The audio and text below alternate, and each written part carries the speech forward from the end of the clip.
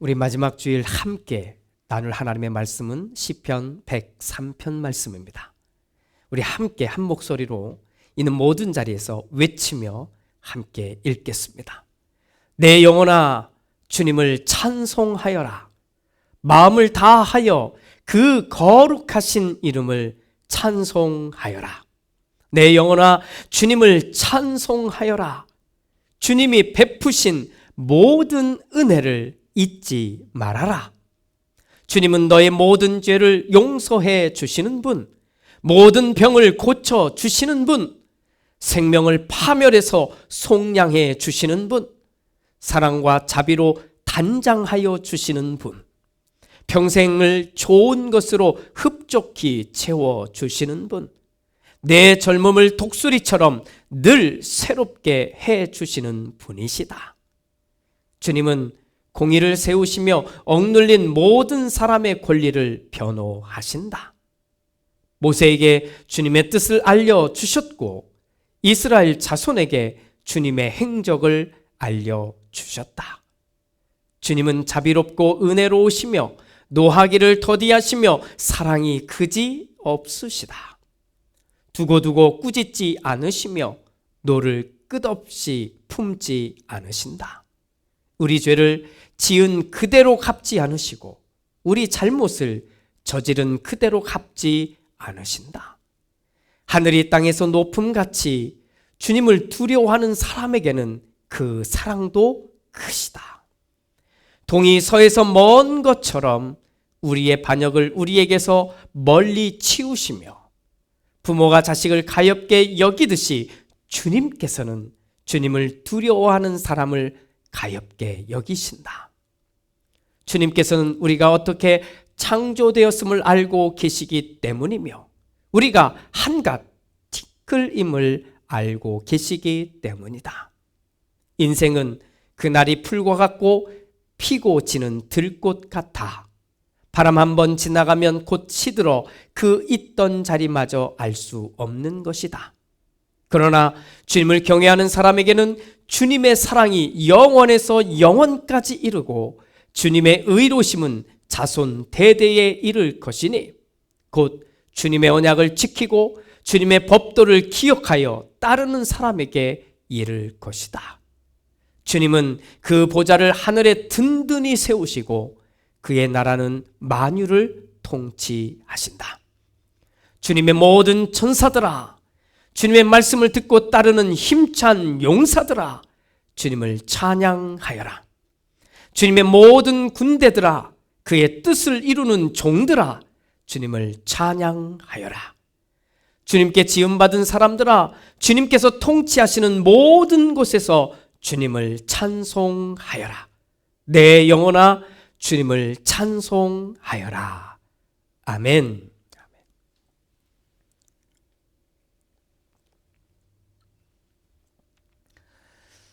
사랑하는 우리 로고스 공동체 또 형제자매 여러분, 우리는 지난 6개월여 동안 우리 시편 말씀들을 나누었습니다.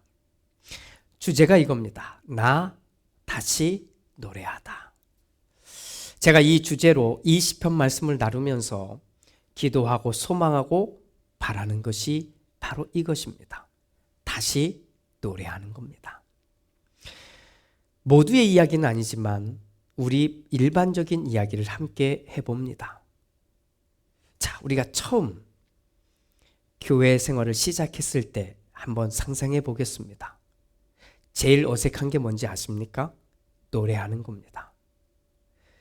음악도 생소하고 거기에 사람들이 다 함께 노래를 부른다는 것도 사실 참 생소합니다. 그런데 둘러보면 나만 모르는 것 같고 나만 못 부르는 것 같아요. 다 힘을 주고 막 열창을 하는데 그게 우리의 교회 생활의 시작이었습니다. 그러다가 어느 순간부터 내가 이 노래를 따라 부르는 수준이 아니라 여기 노랫말이 내 고백이 되고 이 노랫말이 나의 인생이 되어서 내가 정말 열정적으로 쏟아내는 그런 시간들을 만나게 됩니다. 행복합니다. 찬양하는 것이 행복하고 이렇게 노래 부르는 것이 너무 좋지요. 그런데 또 시간이 어느덧 흘러 어떤 일인지 모르지만 어느 순간부터인가 이 감정이 그렇게 따라오지 않는, 그냥 모양만 노래하고 있는 나를 보게 됩니다. 다양한 이유가 있을 것입니다. 하지만 언젠가부터는 이 껍데기 노래만 하고 있는 거예요. 그냥 형식적으로 따라 부르고 있는 겁니다. 모르는 노래가 아닌데, 분명히 열심히 부르고는 있는데, 그런데 이 마음에 어떤 감동도 느껴지지 않습니다. 뭐 프로그램이 있거나 어떤 순서가 있거나 뭐 성가대에서 찬양할 때는 정말 힘주어 찬양하는데, 진짜 나의 모습을 싹 들여다보면 이 마음 깊은 곳에서 울려 나오는 이 찬양을 부르지 못한 지 꽤 오래 되기도 합니다. 더욱이 그냥 자연스럽게 그렇게 되기도 하는데, 더욱이 삶의 큰 어려움이나 고난을 당하게 되면 입이 다물어집니다. 노래를 부를 수 없게 됩니다. 그냥 노래를 부를 의욕마저도 잃어버리게 됩니다. 우리는 다양한 이유로 인해 더 이상 노래를 부르지 못하는 사람들이 되어 있을 수 있습니다. 그래도 교회에 오면 가장 많이 하는 순서가 노래 부르는 것이잖아요. 그래서 다시 노래하자는 것입니다. 다시 노래하자. 혼자서든 같이 모여서든 진짜 나의 노랫말로, 나의 입술로, 나의 마음을 다 해서 노래를 불러보자는 것이 저의 목적이었습니다. 노래를 못해도 다른 사람들이 있는 자리에서는 그냥 입이 딱 다물어져도, 혼자서라도 온라인으로라도 마음껏 정말 힘을 다해 한번 다시 노래해 보자는 것입니다. 제가 목회하는 기간 동안 제 마음을 안타깝게 하는 분들이 있습니다. 하나는 다른 사람과 함께 있을 때는 노래하는데 혼자 있을 때는 전혀 노래하지 않는 사람입니다. 또 하나는 혼자 있을 때는 노래를 참 많이 하는데 사람들이 같이 있기만 하면 아무것도 부르지 않는 사람입니다. 물론 그 사람들의 이야기를 다 자세히 들여다보면 충분히 이해가 될 만한 뒤에 사연들이 있습니다. 그래도 그런 분들을 보게 되면 정말 기도하게 됩니다. 혼자 있을 때도 찬양하고 함께 모여 있을 때도 찬양하는 사람, 바로 이런 사람이 되게 해달라고, 언제든 노래를 부를 수 있는 사람이 되게 해달라고 말입니다. 그런데 아시지요? 혼자든 같이 있든 전혀 노래하지 못하는 사람들이 있다는 것입니다. 무엇이 그분의 입을 막았는지, 어떤 사건이나 어떤 생각이 그분의 마음과 생각과 입을 온통 닫게 만들었는지 우리는 다 알 수는 없습니다. 하지만 저는 그런 분들을 보면 정말 기도하게 됩니다. 빨리 오면 좋겠지만 언제든 마음이 열리고 생각이 열려서 정말 노래를 다시 시작할 수 있게 해달라고 말입니다. 그렇게 우리는 지난 6개월 동안 나 다시 노래하다, 이 제목을 가지고 시편들의 말씀을 나누었습니다. 그리고 나눈 동안 저는 진짜 감동이었습니다. 왜냐하면 우리 예배하는 사람들이 노래하기 시작했기 때문입니다. 또 그 노랫말의 크기가, 소리가 커졌기 때문입니다. 물론 소리가 무조건 커졌다고 해서 좋은 것이다 라고 말하는 건 아닙니다. 제가 본 것은 우리가 함께 부르는 이 찬양들이 소리가 커졌다는 이야기는 이 찬양을 삶 속에서도 이제 많이 부르게 되었다고 하는 것이거든요. 그래서 익숙해졌고 내가 많이 부르니까 함께 모여 앉아 있을 때 소리가 조금씩 더 나오게 되었기 때문이라는 겁니다. 저는 믿습니다. 저는 시편의 힘을 믿습니다. 이 시편은 곧 나의 노래이고 또 이 시편은 나의 기도이기 때문입니다. 동시에 이 시편은 하나님의 말씀입니다. 시편이 뭡니까? 노래잖아요. 우리의 기도잖아요. 우리의 찬양이잖아요. 그런데 이것이 정말로 큰 힘을 발휘해서 우리를 향해 또 하나님의 메시지와 하나님의 힘을 공급하시는 것이기에 저는 이 시편의 찬양을, 이 시편의 기도를, 이 시편의 노래를 저는 믿습니다. 함께 부르는 우리가 정말 이렇게 될 것이라고 저는 믿는 겁니다. 앞으로 우리 공동체는 계속해서 이 도전을 할 것입니다. 매달 새로운 찬송을 우리는 부르게 될 것입니다. 찬송가를 부르게 될 겁니다. 또 매달 새로운 한국어로 된 찬양도 부를 것입니다. 또 매달 영어로 된 찬양도 부를 겁니다. 왜요? 우리 공동체는 두 개의 언어가 공존하고 있기 때문에 그렇습니다. 우리는 이곳에서 새로운 찬양을 배우고 그리고 다시 또 부르는 이 도전을 쉬지 않을 것입니다. 그러니 지금처럼만 해주십시오. 지금처럼만. 리듬도 다르고 음악도 완전히 새로울 수 있습니다. 그런데 지금처럼만 해주십시오. 매월 제가 올려드리는 찬양, 이것을 듣고 부르면서 그냥 단순히 노래를 따라하는 그 수준이 아니라 나의 고백이 되고 나의 노래가 되면 어떻게 달라지는지 우리 지금까지도 경험해 왔고 우리는 앞으로도 더 깊게 경험하게 될 것입니다. 당연히 처음 듣는 음악들은 어려울 것입니다. 그래서 한번 계속 들어보시자고요.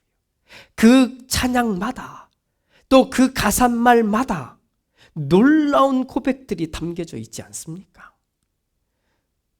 이 찬양을 선곡할 때 정말 많이 기도하고 준비합니다. 이 가사 한 줄 한 줄을 읽을 때마다 하나님, 우리의 믿음의 고백이 거기에 담겨져서 기도가 되고 눈물이 되고 찬양이 되고 행복이 되고 감사가 되게 해달라고 기도하며 이 찬양들을 고르고 있기 때문에 그렇습니다. 앞으로 우리는 언제 어디서 누구를 만나든지 또 기타 하나만 있어도 아니 반주가 아무것도 없어도 훌륭한 반주들이 놓여져도 어떤 상황에서도 찬양할 수 있는 사람, 우리 그 사람이 되어야 하지 않겠습니까? 앞으로 이 도전을 쉬지 않을 우리들에게 저는 시편 103편을 소개하려고 합니다. 왜냐하면 우리의 찬양이 계속 되어야 될 이유가 이 103편에 다 담겨져 있기 때문에 그렇습니다. 그 많은 말씀들 중에 오늘은 앞 뒤에 나오는 정말 놀라운 선언과 같은 말씀, 바로 그 부분을 우리 함께 보려고 합니다. 103편 1절과 2절 앞에 붙어 있는 선언입니다. 함께 봅니다. 내 영혼아 주님을 찬송하여라.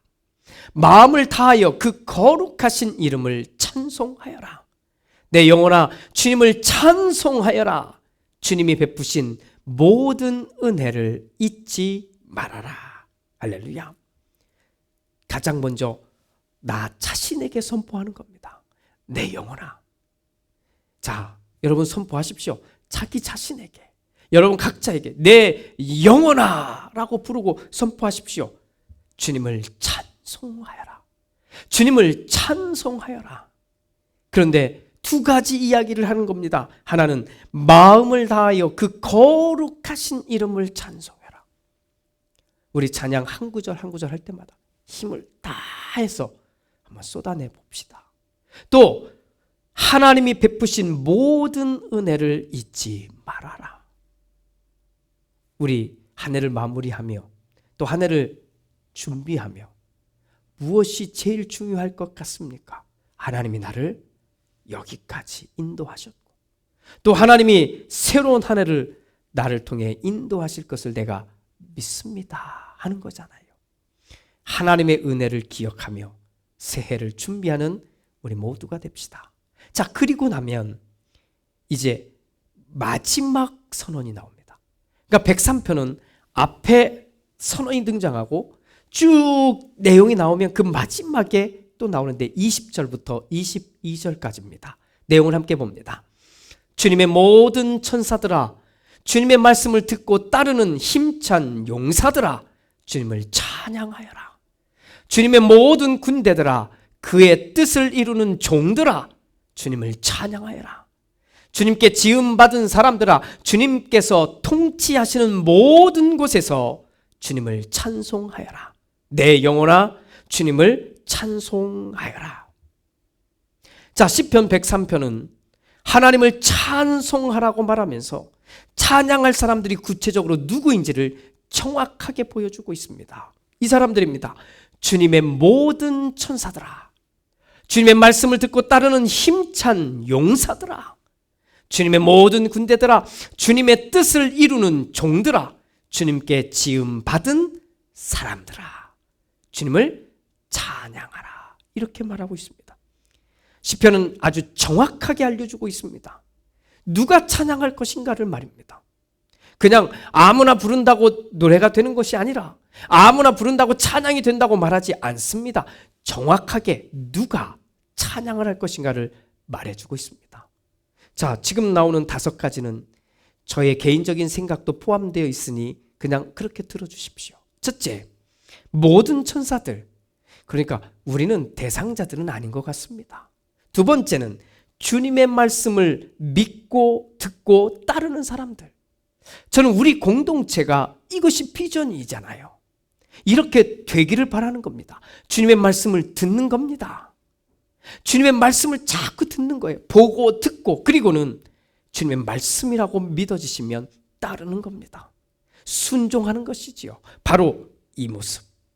말씀을 들으십시오. 그리고 그 말씀이 하나님의 말씀으로 들리면, 하나님의 말씀이 인정되면 따라가는 겁니다. 그러니까 우리 공동체는 바로 이 말씀에 해당되는 겁니다. 세 번째, 주님의 군대. 군대라는 의미는 여러 가지로 해석할 수 있는데 저는 이렇게 생각해 봤습니다. 목숨을 걸고 목숨을 내어놓고 따르는 사람들. 그러면 오늘날 누구일까? 이렇게 생각해 볼 때 목숨을 걸고 말씀을 증거하고 있는 선교사님들이지 않을까, 이런 생각을 해보았습니다. 네 번째, 주님의 뜻을 이루는 종들. 아마도 목회자들이라고 저는 생각을 합니다. 또 평신도이지만 자신의 삶의 모든 방향을 하나님의 뜻을 이루기 위한 그 방향으로 설정한 사람들이 바로 이 사람들이라고 생각이 됩니다. 마지막 5번째, 주님의 지음을 받은 사람들. 누구일까요? 온 인류입니다. 그러나 여기에는 하나의 조건이 붙여야 될 것 같아요. 하나님이 나를 지으셨음을 말할 수는 있어야 된다는 겁니다. 하나님이 나를 만드셨습니다를 고백할 수 있는 사람은 되어야 합니다. 바로 이 사람들에게 오늘 시편 103편은 선언하고 있는 겁니다. 주님을 찬양하여라. 그러면서 또 맨 마지막에 말합니다.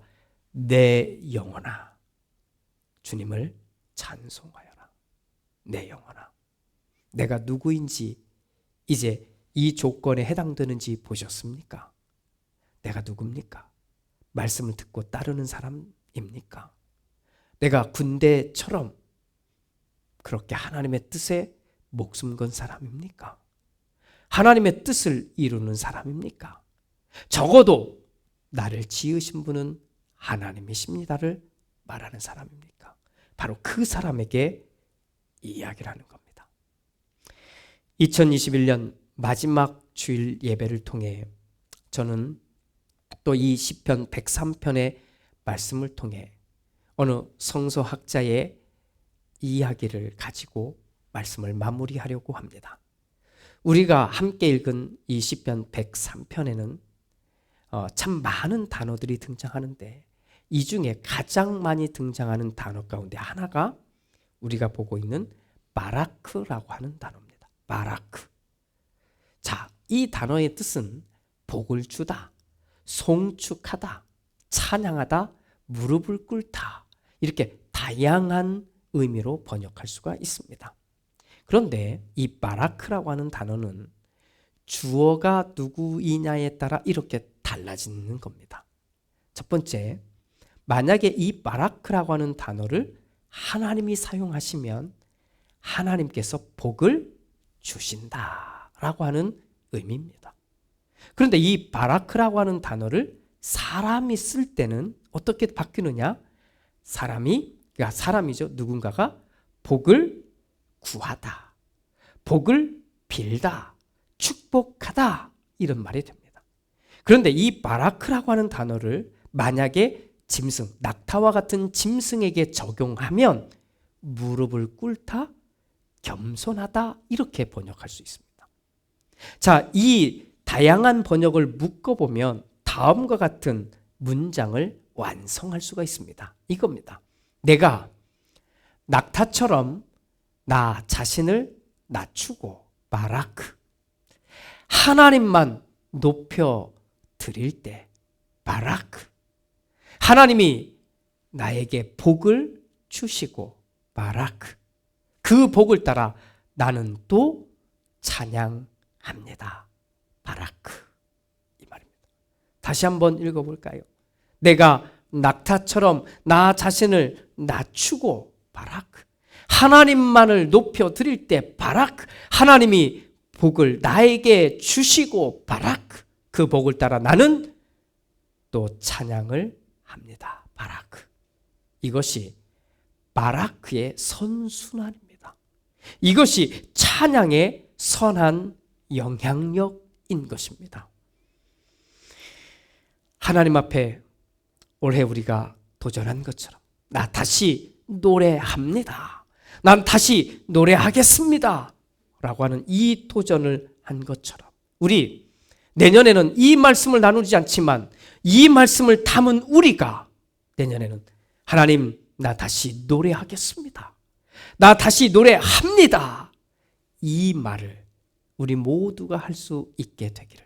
그래서 이 바라크의 놀라운 은혜가 돌고 계속 돌아서 목사에게서는 성도들에게, 성도에게서는 다시 목회자에게, 또 성도들 서로가 주고받으며 이 놀라운 고백을 할 수 있게 되기를 예수님의 이름으로 축복합니다.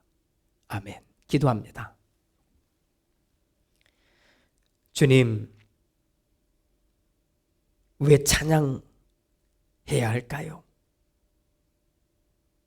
그런데 이 질문에 앞서 우리는 이미 찬양하면서 얻게 된 은혜와 감사가 있습니다.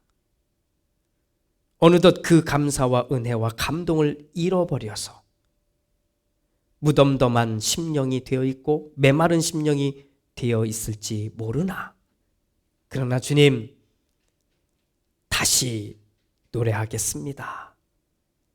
이 고백을 우리가 할 수 있게 되기를 원합니다. 그때 우리는 이 103편을 다시 읽으며 주님 앞에 내가 무릎을 꿇고 바라크, 하나님을 향해 고개를 들이며 하나님께 영광을 올려 드릴 때 바라크, 하나님은 그런 나에게 복을 주시고 바라크, 나는 찬양합니다. 바라크. 이 놀라운 은혜 우리 모두가 주고받으며 올 한 해를 마무리하고 이 은혜를 주고받으며 이 찬양의 은혜를 주고받으며 새해에 대한 기대를 품을 수 있는 우리 모두가 되게 하옵소서. 예수님의 이름으로 기도드립니다. 아멘.